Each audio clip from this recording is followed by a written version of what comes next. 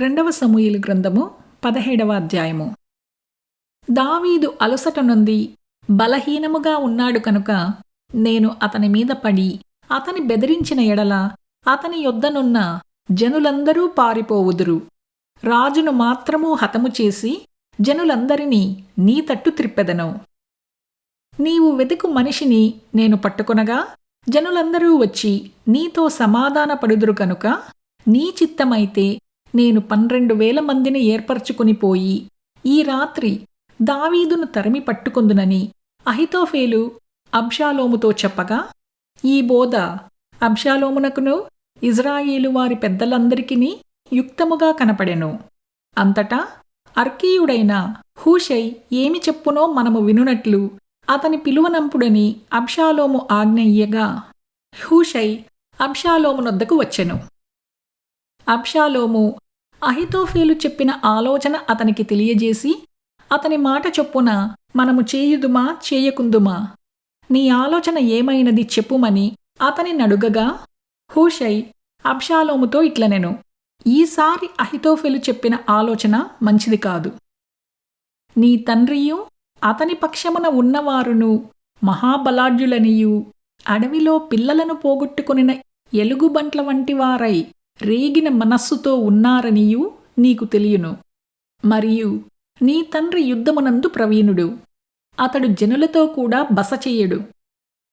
అతడేదో ఒక గుహయందో మరి ఏ స్థలమందో దాగియుండును. కాబట్టి నీ వారిలో కొందరు యుద్ధారంభమందు కూలగా చూచి జనులు వెంటనే ఆ సంగతిని బట్టి అబ్షాలోము పక్కన ఉన్నవారు ఓడిపోయిరని చెప్పుకుందురు. నీ తండ్రి మహాబలాఢ్యుడనియూ అతని పక్షపు వారు ధైర్యవంతులనియూ ఇశ్రాయేలీయులందరూ ఎరుగుదురు కనుక సింహపు గుండె వంటి గుండెకలవారు సహితము దిగులొందుదురు. కాబట్టి నా ఆలోచన ఏమనగా, దాను నుండి బెర్షీబా వరకు లెక్కకు సముద్రపు ఇసుక రేణువులంత విస్తారముగా ఇశ్రాయేలీయులనందరినీ నలుదిశల నుండి నీ యొద్దకు సమకూర్చి నీవు స్వయముగా యుద్ధమునకు పోవలెను. అప్పుడు మనము అతడు కనబడిన స్థలములలో ఏదో ఒక దానియందు అతని మీద పడుదము. నేలమీద మంచు పడు రీతిగా మనము అతని మీదికి వచ్చిన ఎడల అతని పక్షపు వారిలో ఒక్కడును తప్పించుకొనజాలడు. అతడు ఒక పట్టణములో చొచ్చిన ఎడల ఇశ్రాయేలీయులందరూ ఆ పట్టణపు త్రాళ్ళు తీసుకుని వచ్చి ఒక చిన్న రాయి అచ్చట కనపడకుండా దానిని నదిలోనికి లాగుదురు. అబ్షాలోమును ఇజ్రాయేలు వారందరూ ఈ మాట విని అర్కీయుడగు హూషై చెప్పిన ఆలోచన అహితోఫేలు చెప్పిన దానికంటే యుక్తమని ఒప్పుకునిరి. ఏలయనగా యెహోవా అబ్షాలోము మీదికి ఉపద్రవము రప్పింపగలందులకై అహితోఫేలు చెప్పిన యుక్తిగల ఆలోచనను వ్యర్థము చేయ నిశ్చయించి ఉండెను.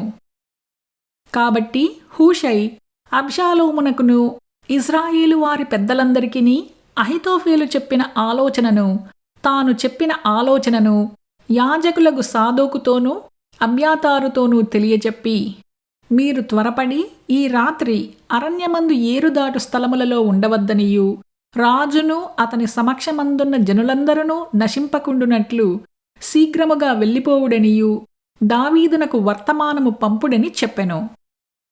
తాము పట్టణము తట్టు వచ్చిన సంగతి తెలియబడకయుండునట్లు యోనాతానును అహిమయస్సును ఎన్రోగేలు దగ్గర నిలిచియుండగా పనికత్త ఒకటి వచ్చి హూషై చెప్పిన సంగతిని వారికి తెలియజేయగా, వారు వచ్చి రాజైన దావీదుతో దాని తెలియజెప్పిరి. తాను వారిని కనుగొనిన సంగతి పనివాడు ఒకడు అబ్షాలోమునకు తెలిపెను. కాని వారిద్దరూ వేగిరముగా పోయి బహూరీములో ఒకని ఇల్లు చేరి అతని ఇంటి ముంగిట ఒక బావియుండగా దానిలో దిగి దాగియుండిరి. ఆ ఇంటి ఇల్లాలు ముతకగుడ్డ ఒకటి తీసుకుని వచ్చి బావిమీద పరిచి దానిపైన గోధుమ పిండి ఆరబోసెను. కనుక వారు దిగిన సంగతి ఎవరికినీ తెలియకపోయెను.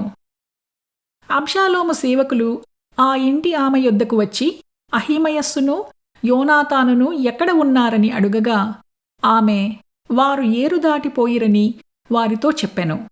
కనుక వారు పోయి వెదకి వారిని కానక యెరూషలేమునకు తిరిగి వచ్చిరి. వారు వెళ్ళిన తరువాత యోనాతానును అహీమయస్సును బావిలో నుండి బయటకు వచ్చి దావీదు నొద్దకు పోయి అహీతోఫెలు అతని మీద చేసిన ఆలోచన తెలియజేసి, నీవు లేచి త్వరగా నది దాటవలసినదని అతనితో చెప్పగా, దావీదును అతని యొద్ద ఉన్న జనులందరూ లేచి యోర్దాను నది దాటిరి.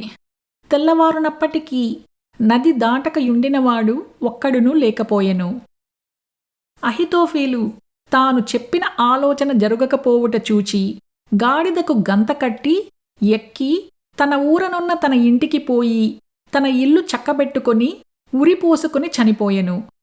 జనులు అతని తండ్రి సమాధియందు అతనిని పాతిపెట్టిరి. దావీదు మహనయీమునకు రాగా అబ్షాలోమును ఇశ్రాయేలీయులందరూ యోర్దాను నది దాటివచ్చిరి. అబ్షాలోము యోవాబునకు మారుగా అమాశాను సైన్యాధిపతిగా నియమించెను. ఈ అమాశా ఇత్రా అను ఇశ్రాయేలీయుడు యోవాబు తల్లి అయిన సెరూయా సహోదరియగు నాహాషు కుమార్తె అయిన అబిగేలు నొద్దకు పోయినందున పుట్టినవాడు. అబ్షాలోమును ఇశ్రాయేలీయులను గిలాదు దేశములో దిగియుండిరి. దావీదు మహనయీమునకు వచ్చినప్పుడు అమ్మోనీయుల రబ్బా పట్టణపు వాడైన నాహషు కుమారుడగు షోబియును లోదెబారు ఊరివాడగు అమ్మీయేలు కుమారుడైన మాకీరును రొగెలీము ఊరువాడును గిలాదీయుడైన బర్జిల్లాయియు అరణ్యమందు జనులు అలసినవారై ఆకలిగొని దప్పిగొనియుందురని తలంచి పరుపులు, పాత్రలు, కుండలు, గోధుమలు, యవలు, పిండి చేసిన గోధుమలు, కాయధాన్యములు, చిక్కుడుకాయలు, పేలాలు, తేనె, వెన్న, గొర్రెలు, జున్ను ముద్దలు దావీదును అతని యొద్ద ఉన్న జనులను భోజనము చెయ్యుటకై తీసుకుని వచ్చిరి.